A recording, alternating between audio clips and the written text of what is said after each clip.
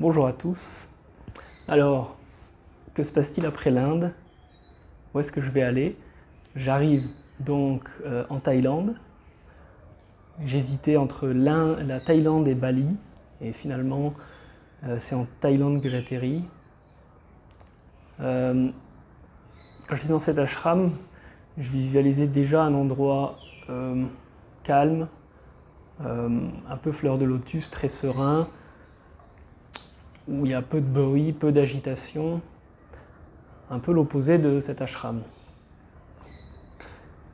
Et la magie d'Internet, la magie de Facebook a fait son œuvre, parce que j'ai mis un message, je ne me souviens plus exactement ce que j'ai mis dans ce message, je me souviens de la réponse, qui était la fille d'une amie qui a commenté ce post que j'ai mis en me disant « Tu devrais aller dans le nord de la Thaïlande faire une retraite Vipassana de 21 jours » que j'ai faite également. Et un autre ami que j'avais rencontré au Mexique qui m'a dit « Tu devrais profiter de la Thaïlande pour aller faire une retraite Vipassana ». Donc voilà, ça ne fait aucun doute. 2 personnes m'en parlent.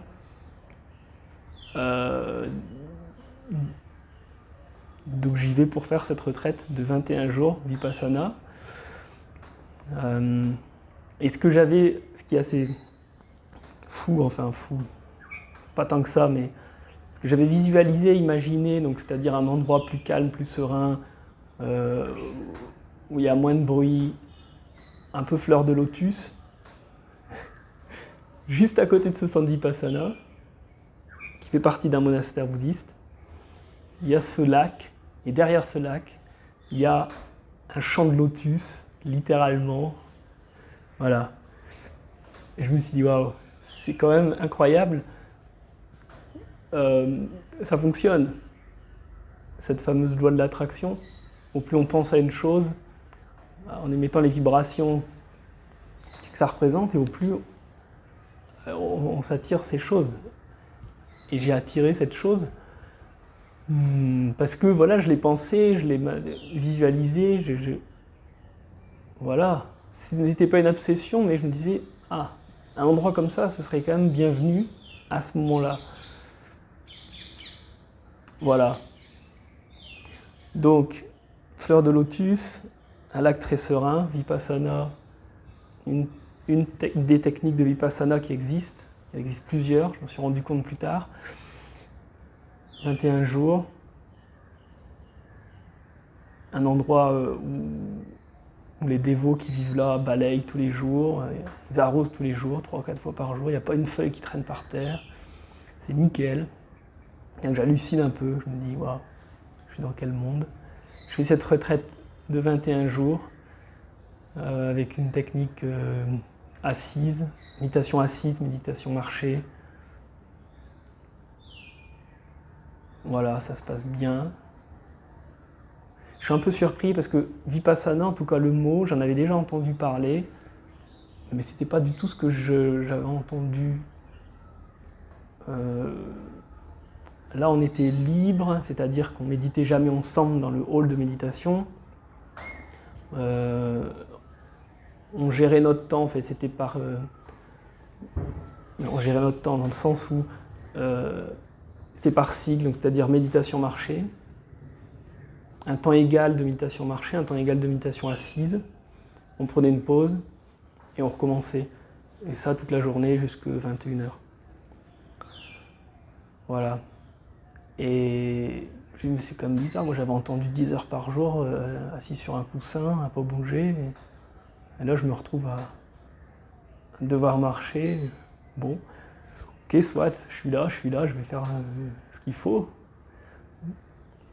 21 jours, je termine cette retraite, après je loue une moto, petite moto, je fais un tour de la moto en Thaïlande, très plaisant, un peu d'aventure, je me suis acheté une petite tente également pour être plus libre, donc voilà,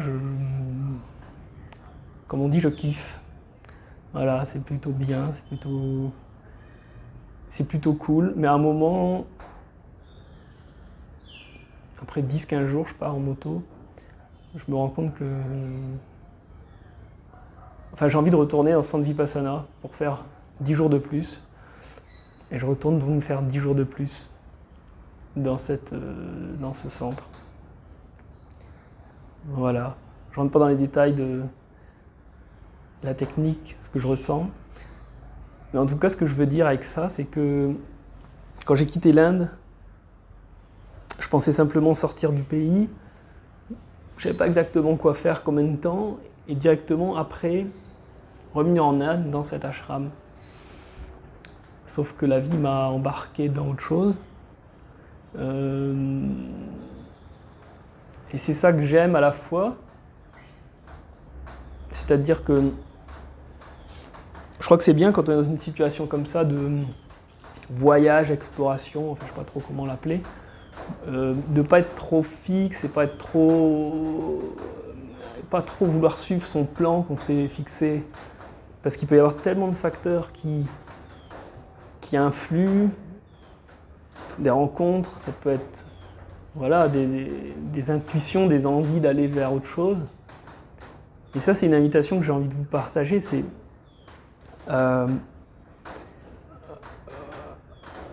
je pense qu'on ne s'écoute pas assez.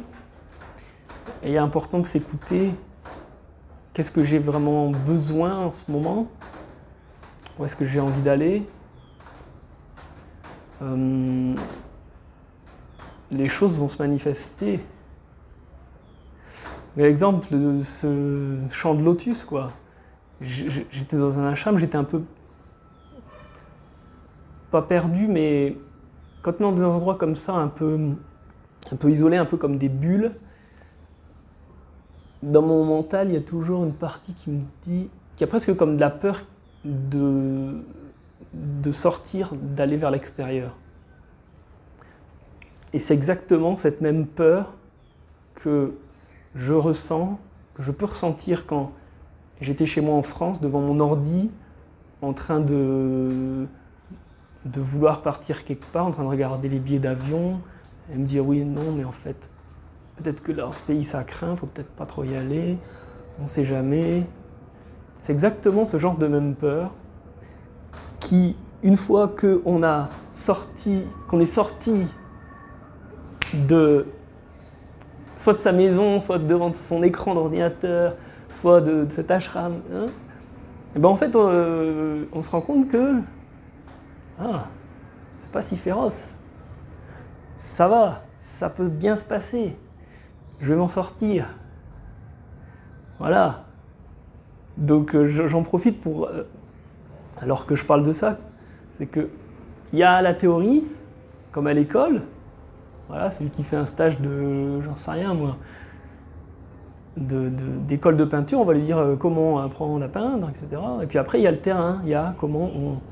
le feeling, l'intuition, le ressenti. Et ça, on ne l'a pas devant son écran d'ordi, on ne l'a pas en train de regarder un guide du routard, en planifiant tout son trip, en se disant qu'il faut exactement que ça se passe comme ça, sinon, blablabla, comment je vais faire? Ça va être terrible, je ne vais pas pouvoir m'en sortir. Et peut-être que vous êtes en train de me regarder, je ne sais pas votre situation, je ne sais pas si votre rêve c'est de tout quitter, de partir à l'étranger, ne serait-ce qu'un mois, toute la vie, j'en sais rien. Mais en tout cas, peut-être que vous faites face à ça et il ne faut pas trop réfléchir. Dans une précédente vidéo que j'ai fait il y a un petit moment, je disais voilà, il faut connaître 1% de l'histoire. Il ne faut pas connaître toute l'histoire. Ensuite, ça va se dérouler au fur et à mesure. Mais le plus dur, si vous êtes très bien dans votre vie, peu importe. Hein. Enfin, il n'y a pas... Ce que je suis en train de dire n'a pas d'importance. Mais si vous avez envie de partir, ouais, faut pas trop essayer de se projeter. Se projeter, ça fait peur. Il y a de l'anxiété qui peut arriver. Donc il faut arrêter avec ça. Il faut juste partir. Et puis tout va bien se passer. Et si tout ne se passe pas bien, vous aurez appris quelque chose. Mais c'est cet état d'esprit qu'il faut avoir Ouais, j'ai tendance à dire faire confiance à la vie et à ce qui va se présenter. Voilà. Et c'est un peu ce que j'ai vécu là cette année dernière. Voilà, arriver en Thaïlande, faire ce trip en moto, pas trop savoir où aller. Et puis, donc je passe 2 mois en Thaïlande, je renouvelle mon visa, un mois, voilà, immigration, je paye $30, je renouvelle. Ça se passe un peu comme ça dans tous les pays, enfin ça dépend. Hein. Mais... Et là, cette envie d'aller à Bali ressurgit et je me dis, bon, on va continuer à faire un tour d'Asie pendant que je suis parti. Voilà, je vais aller à Bali. J'en entends parler en bien. Il y a 12 ans, je suis arrivé en Australie, dans le nord de l'Australie, à Cairns, il y a des gens qui partaient à Bali, disant paradisiaque et tout. Bon, alors je me dis, bah, je vais y aller. On va voir ce que je peux. Voilà, et Bali, alors que je décris tout ça, toute cette succession de pays et de voyages, il y a un truc qui me vient, c'est que j'ai l'impression, quand je suis à l'étranger, que prendre l'avion, c'est d'une facilité déconcertante. Je veux dire que cette sensation, il y a un gros décalage entre prendre l'avion à partir de la France. Il y a comme une lourdeur, quand on prend l'avion à partir de la France, il y a comme un poids. Et alors que là, je prends l'avion pour me déplacer d'un pays à un autre, c'est comme si je prenais le bus. Hyper facile, hyper facile. Voilà. Et parce que, je sais pas, il y a une légèreté dans l'énergie de ces pays asiatiques. Il y a quelque chose qui fait que il y a moins de blocage, il y a moins de lourdeur, il y a moins de poids, il fait plus chaud, on est bien. Ça dépend quand. En retraite vipassana, il y a des trucs qui remontent, on n'est pas toujours bien. Mais voilà. Il y a plein de trucs qui se débloquent. Les gens qui voyagent un tout petit peu, ils goûtent un peu à ça. Bon, voilà. Et à Bali, je connaissais un peu la Thaïlande, j'y avais été, pas pour le côté spirituel, mais j'étais déjà parti, donc je connaissais un peu la vibe thaïlandaise.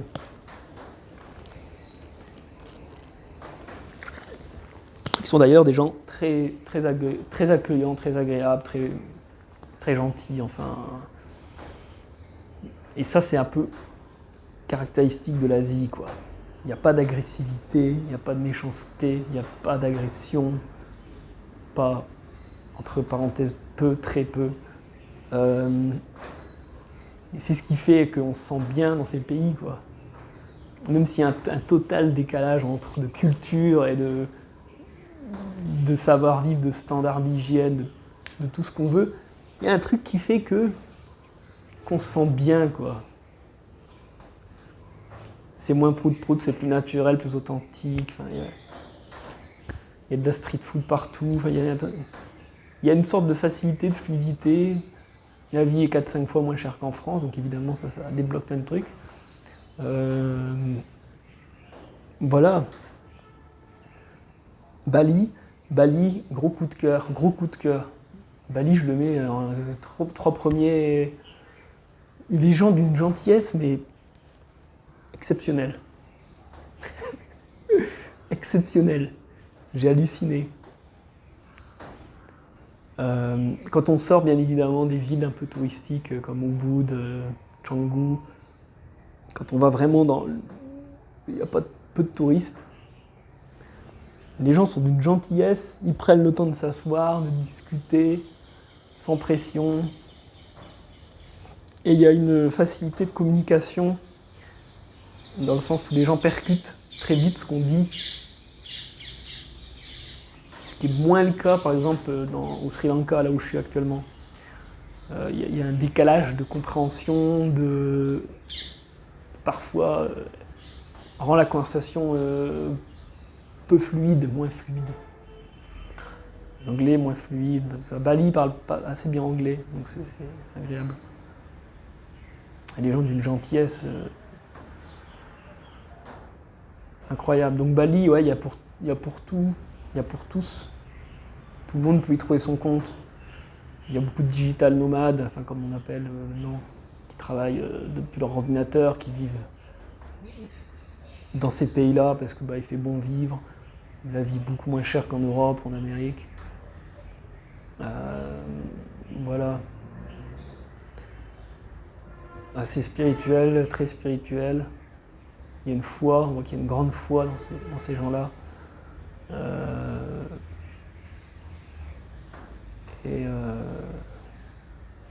Voilà, donc Bali, je me trouve, je me sens bien,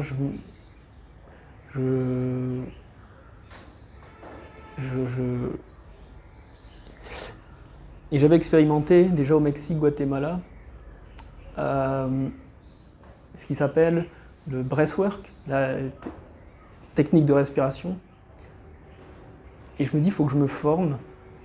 J'ai envie d'en savoir plus, j'ai peut-être envie d'enseigner ça, de donner des sessions, des séances à des gens. Et donc une grande partie, donc 3 semaines de mon séjour, je passe 2 mois à Bali, sont consacrés à ce training, cette formation avec un Français de breathwork et ice bath, donc respiration et bain glacé. Première fois de ma vie d'aller dans un bain glacé. Ceux qui connaissent Wim Hof, vous voyez de quoi je parle. Congélateur rempli de glaçons à 0 degré. Et c'est une chouette expérience. J'apprends beaucoup. Je suis avec un groupe qui est très sympa, qui est très bien. Il y a une bonne atmosphère. C'est plutôt jovial, plutôt détendu. Bien que studieux, parce qu'on apprend quand même des choses théoriques, etc.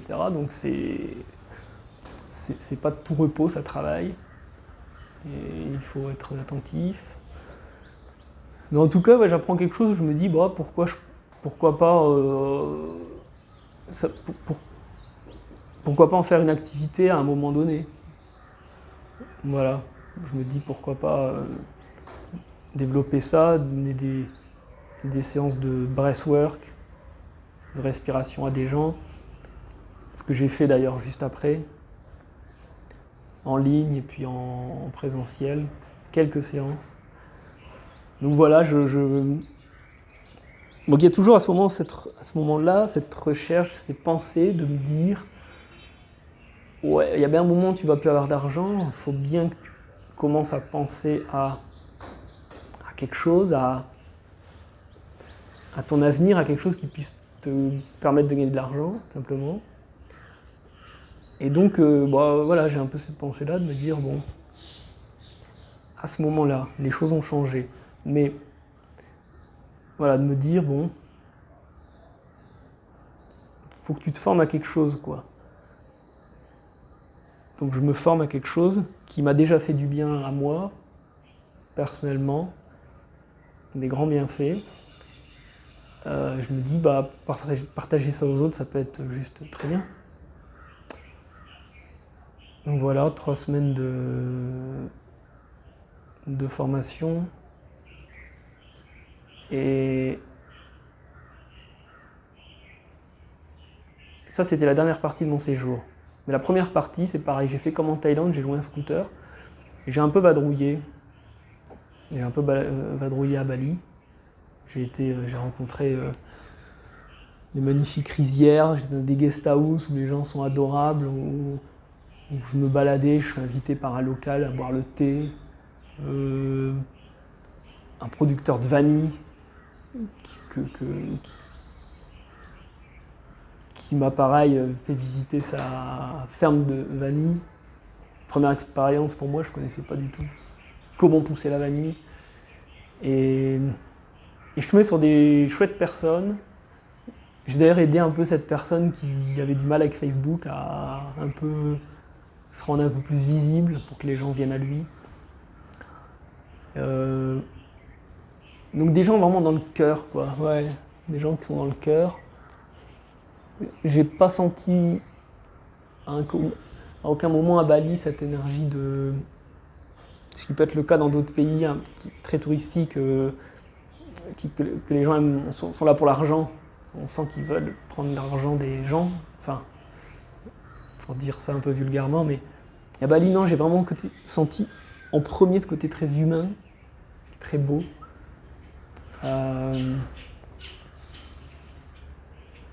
Ouais, donc grosse... un climat qui est bon, qui est doux, qui est chaud mais pas trop chaud. Conditions parfaites. Je comprends pourquoi il y a beaucoup d'expatriés qui vivent là-bas, qui ont un business là-bas, soit en dur, soit en ligne, enfin. Et à Bali, il se passe un truc. Je revois un ami avec qui était chaman en France, à Paris, avec qui j'ai fait des séances, qui m'avait dit, il y a peut-être 3 ans, 4 ans de ça, qui m'avait dit, il faut que tu médites 1 heure par jour, minimum, 1 heure par jour, 1 heure par jour. Et là, on est toujours resté un peu en contact, et là, je vais le voir. Je passe 15 jours avec lui, pas loin de l'endroit où il est resté, donc on se voit régulièrement. Et lui, il est passé un peu en tout cas par Vipassana. Et je lui partage cette expérience que j'ai faite en Thaïlande, de ces 21 jours de Vipassana. Et il me regarde avec un air, il me dit, mais c'est quoi cette technique Vipassana? C'est pas la technique que je connais et qui est la plus populaire et la plus efficace. Et donc, bah oui, en effet, ce que j'ai senti en Thaïlande, qu'on méditait pas 10 heures par jour assis sur un coussin, etc., oui, bah est-ce que je suis au bon endroit? Et donc j'explique ça, et bah, il me regarde un peu en souriant, en me disant, mais t'es allé chez le concurrent, c'est pas là qu'il fallait aller. Moi je le prends presque mal, ça m'atteint presque ce qu'il me dit, parce que bon, pour moi c'est quelque chose de quand même de consistant, cette retraite. C'était un truc bon. Voilà, c'est pas un truc léger, piou-piou comme ça, non. Ça travaille, ça fait remonter des trucs. Bon. Et là, il me dit comme ça, tu devrais aller en Sri Lanka, pour faire un cours 10 jours, Vipassana, Goenka. Goenka, il y a plusieurs techniques Vipassana, mais bon. Et en effet, quand il me dit ça, ça me revient. Et c'est cette technique dont il me parle, où on est assis 10 heures par jour, qu'on médite, où il n'y a pas de champ de lotus. Voilà.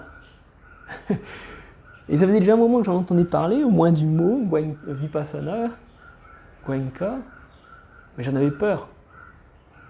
Et là, alors qu'il me dit ça, parce que j'ai aussi un esprit curieux qui a envie d'explorer, c'est un avantage, ça a des désavantages, parce que on a toujours envie de partir et d'être ailleurs et tout ça, donc bon. Mais en tout cas, ce qu'il me dit, ça résonne, et je me dis, ok, je vais y aller.